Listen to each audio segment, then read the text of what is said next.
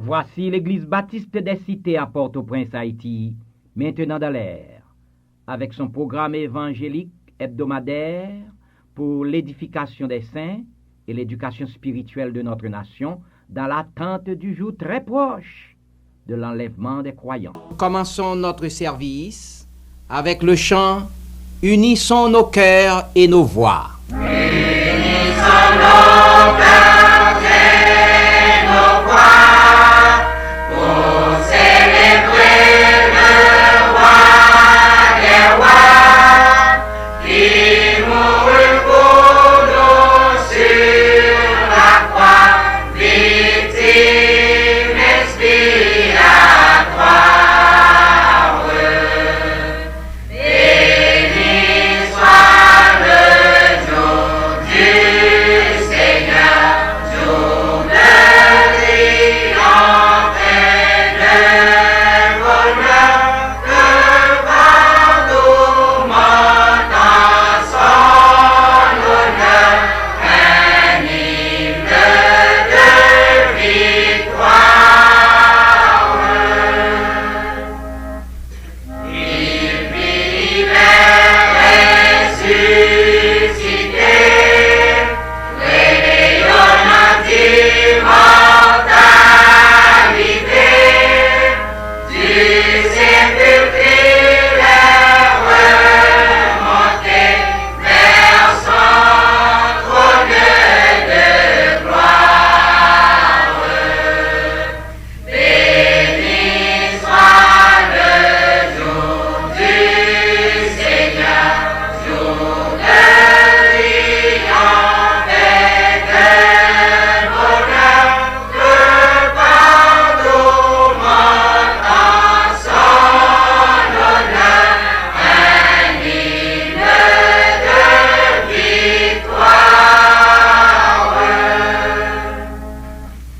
Sur le son trône il sourit aux pécheurs qui pleurent contrit, et la clarté de son esprit dissipe la nuit noire. Béni soit le jour du Seigneur, jour de triomphe et de bonheur, que partout monte en son honneur un hymne de victoire.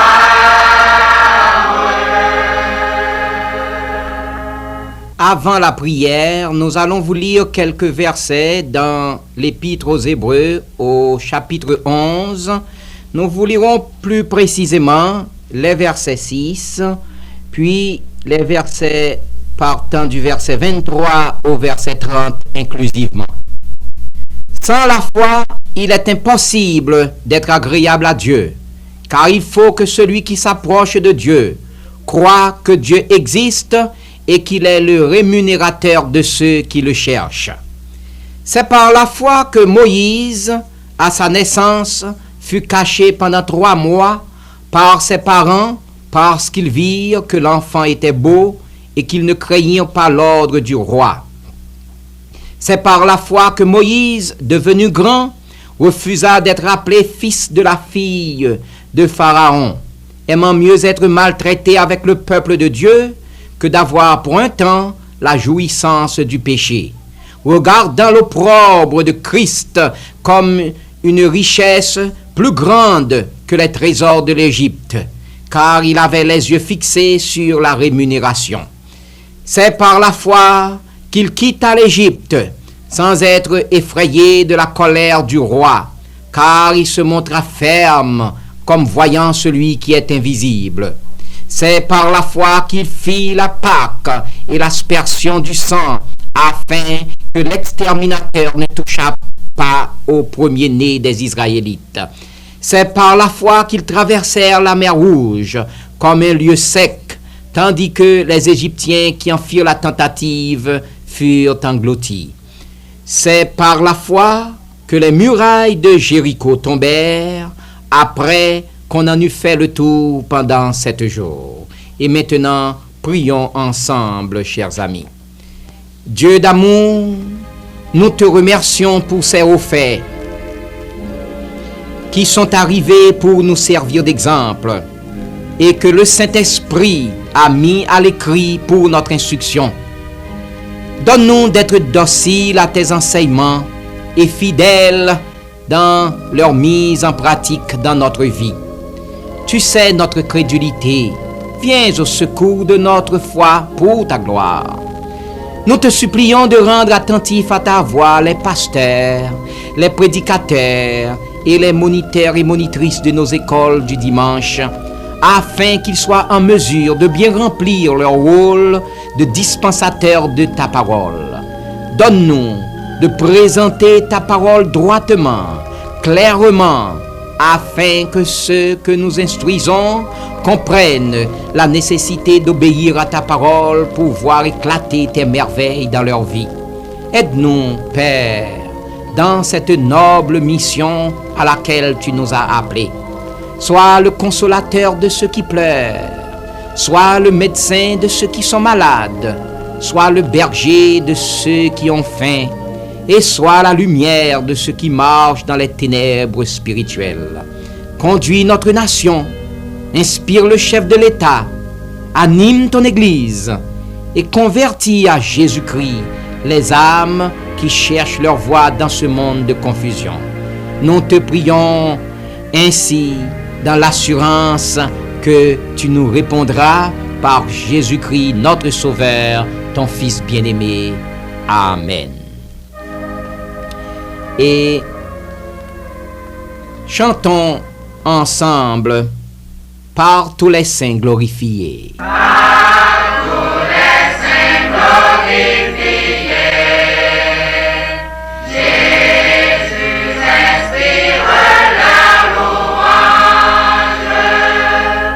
plus belle que le chant des anges, plus belle que le chant des anges.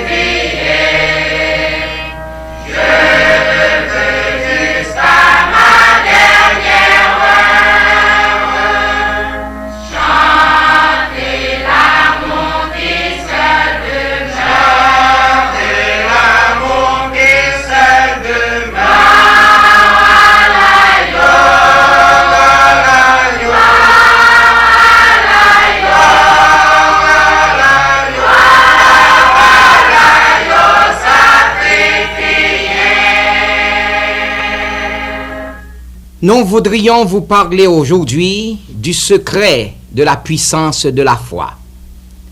C'est par la foi, dit Hébreux 11, versets 29 et 30, c'est par la foi qu'ils traversèrent la mer Rouge, comme une terre sèche, tandis que les Égyptiens qui tentèrent le passage furent engloutis. C'est par la foi que les murailles de Jéricho tombèrent, après qu'on en eut fait le tour pendant 7 jours. Chers amis, aucun croyant honnête ne peut lire le 11e chapitre de l'Épître aux Hébreux et rester indifférent aux possibilités immenses de la foi.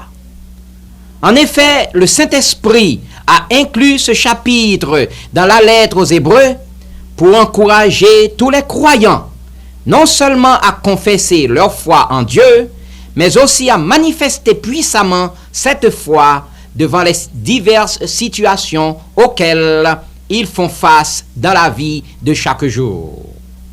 Car le plan de Dieu pour les croyants, c'est de les faire sortir vainqueurs de toutes circonstances afin qu'ils soient à même de rendre de vibrants témoignages à l'amour de Dieu envers eux et que les incroyants se tournent eux aussi vers Dieu et rendent gloire à son nom. Ce n'est pas nécessaire de nous attarder aujourd'hui sur tous les faits de la foi rapportés dans le chapitre 11 de l'Épître aux Hébreux. Cependant, nous pouvons considérer d'une manière particulière les mentions relatives au passage de la mer Rouge et à la prise de Jéricho pour souligner le secret de la puissance de la foi. La méditation de ces faits est capable de nous aider à mieux comprendre la nécessité de la foi et le principe de la foi. Car cette méditation révèle que Dieu veut délivrer les croyants de leurs entraves et leur donner la victoire si seulement les croyants réalisent que le secret de la foi réelle, efficace, vivante et puissante consiste à se montrer docile à l'égard de Dieu et à prendre Dieu au mot en obéissant implicitement à sa parole. La foi, chers amis, est indispensable à l'homme. Elle est de grande nécessité dans sa vie à cause de ses relations avec Dieu et avec l'homme son prochain. La Bible dit, sans la foi, il est impossible d'être agréable à Dieu. C'est la foi qui aide l'homme à reconnaître l'existence de Dieu. C'est encore la foi qui permet à l'homme de s'approprier la parole de Dieu et de la mettre en pratique. La foi ne vient pas de l'homme. Dieu, dans sa miséricorde, fait don de la foi à l'homme. Il est vrai que la foi n'est pas également départie à tous, mais à chacun de nous, Dieu donne la foi nécessaire à notre développement spirituel et moral et aussi la possibilité d'augmenter cette foi pour la gloire de Dieu en la dirigeant vers Jésus-Christ, le chef et le consommateur de la foi. Nous pouvons investir notre foi là où nous voulons, mais Dieu désire que notre foi soit placée en lui afin que nous soyons heureux, car la foi placée en Dieu, en la parole de Dieu, a d'immenses vertus. Elle nous rend maîtres des circonstances. Elle tranquillise l'esprit et même prolonge la vie.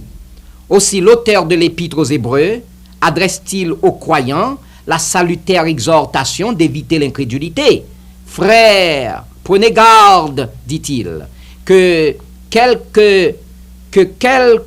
quelques-uns de vous n'aient un cœur mauvais et incrédule et ne se séparent du Dieu vivant. » Le cœur mauvais et incrédule fait son propre malheur parce qu'il ne place pas sa foi en Dieu.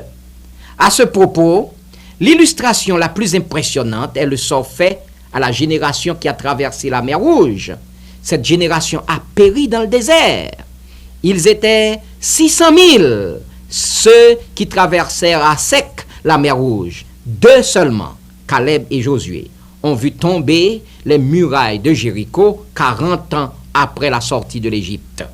Ces 2 ont pu entrer dans la terre promise parce qu'ils avaient réalisé que la foi agréable à Dieu consiste à obéir implicitement à la parole de Dieu.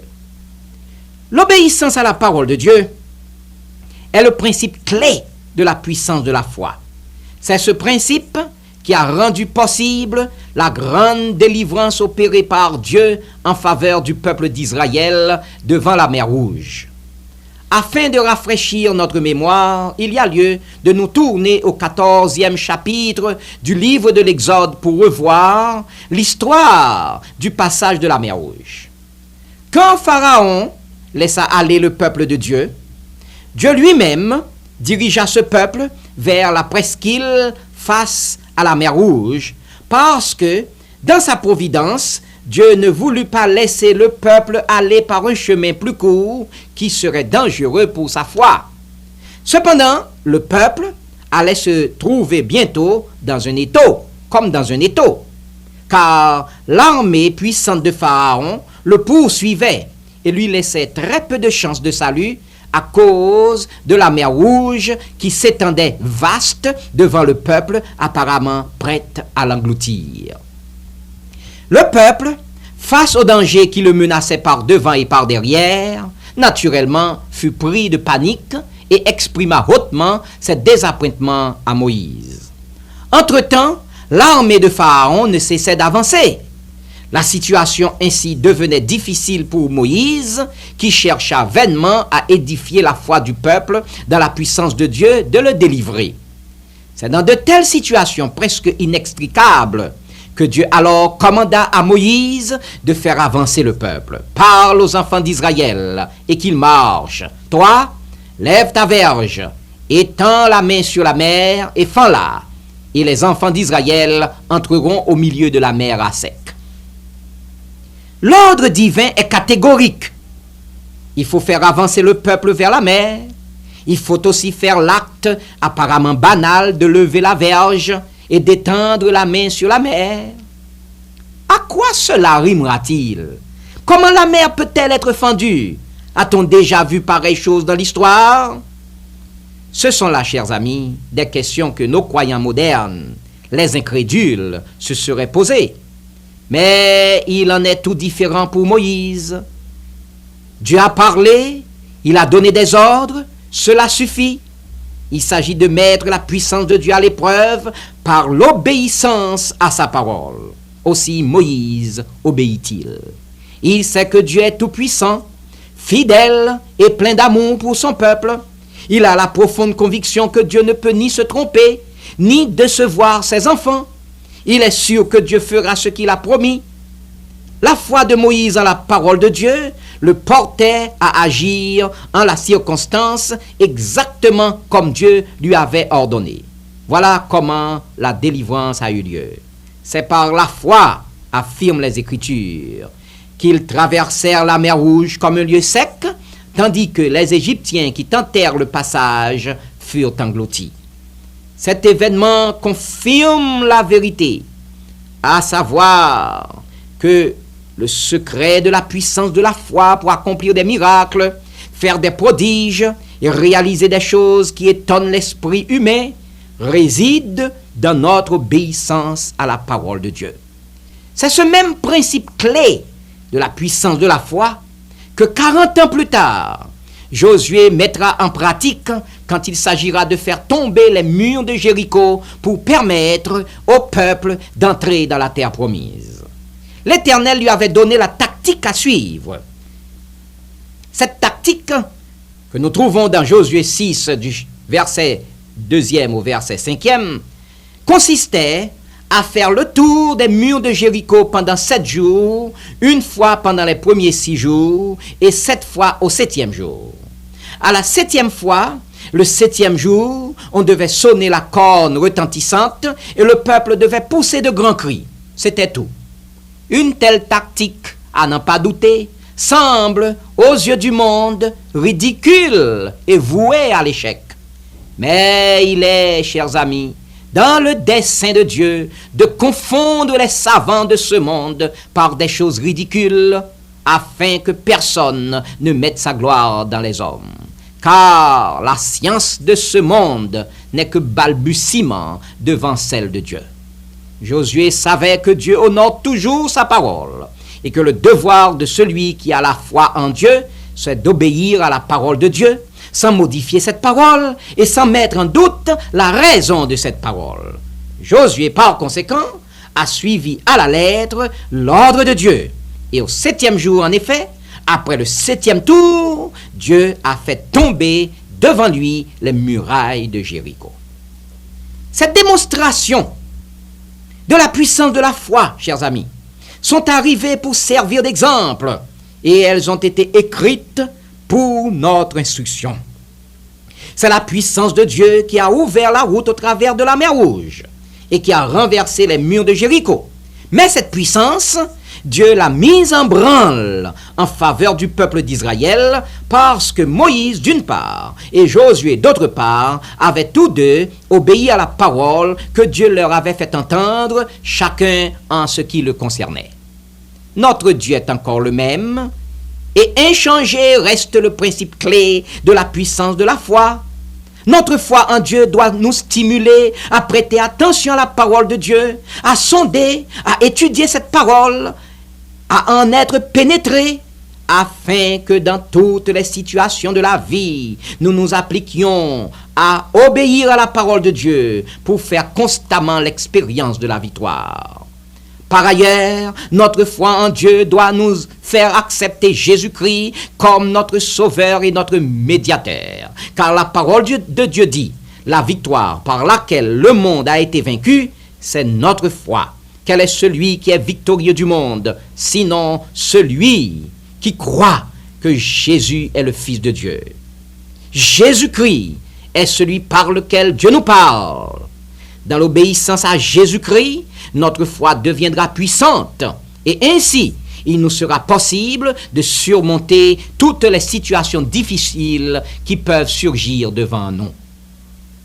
Trop souvent, chers amis, nous nous méprenons sur les causes de nos découragements et de nos échecs, alors que ces choses viennent du fait que nous nous montrons négligents à l'égard de la parole de Dieu. Nous ne sommes pas assez soucieux de mettre en pratique la parole de Dieu. Nous parlons de la puissance de la foi, mais nous ne cherchons pas à connaître le secret de cette puissance.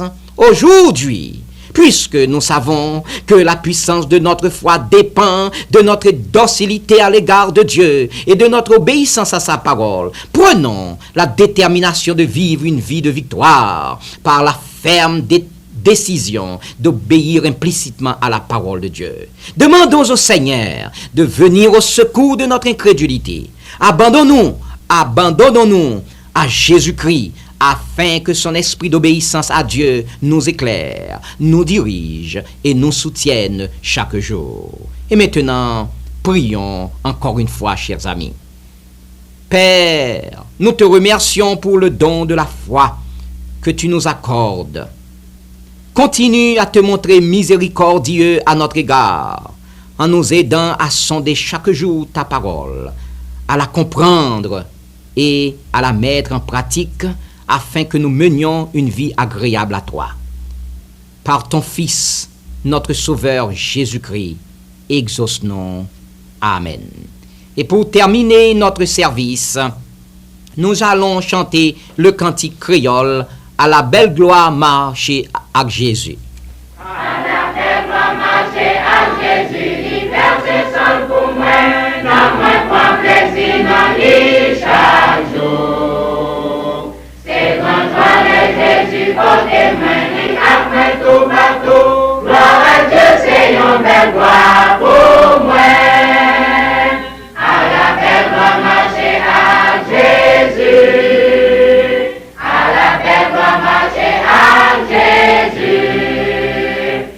Conduit dans tout chemin, lui même ça c'est certain.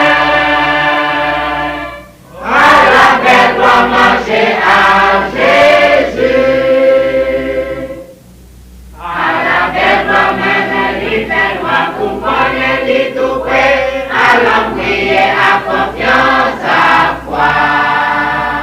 À la belle gloire sentir lui tout près, le chemin moins plein de joie. Gloire à Dieu, c'est yon belle voix pour moi. À la belle voix marcher à Jésus. À la belle voix marcher à Jésus. Lui continue dans tout chemin, lui qu'aime même ça c'est certain.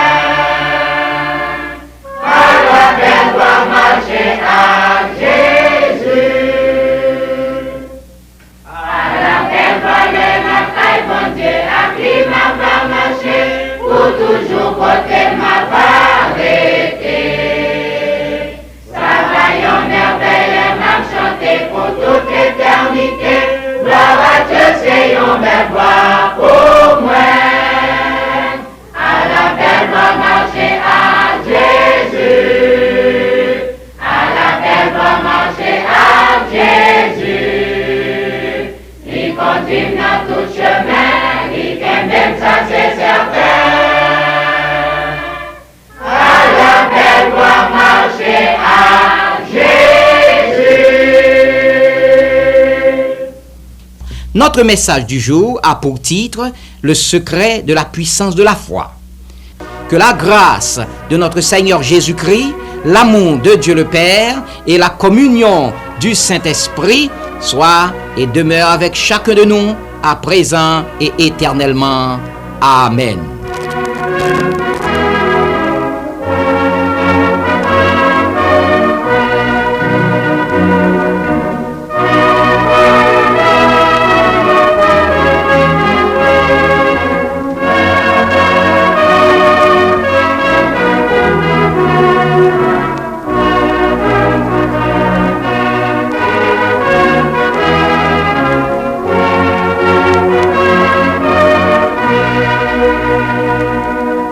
Chers amis, nous arrivons maintenant à la fin de notre programme du jour.